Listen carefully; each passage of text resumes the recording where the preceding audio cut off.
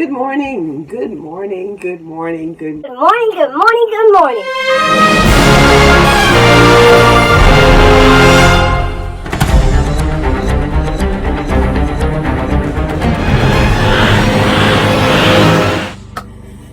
Good morning. It is August 6th, 2020. I am so excited, I am so grateful, and I am so thankful that on this day I am celebrating my birthday. I am celebrating my 61st birthday, and I am thanking God for all that He's done in my life. I woke up this morning praising the Lord, and I just want to thank all of you that have ever wished me happy birthday. I'm thanking all of you that has ever uplifted and encouraged me.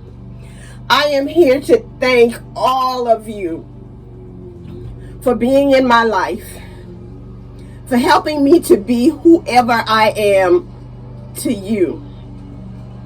Today, on this birthday, I celebrate all of you that have fed into me, that have encouraged me, that have loved me, that have pushed me, that have taught me, and prayed for me that God would keep me. Thank you to all of you. And because of you, I celebrate a very, very happy birthday. Thank you, guys. Hey, girl, hey. Hey, girl, hey.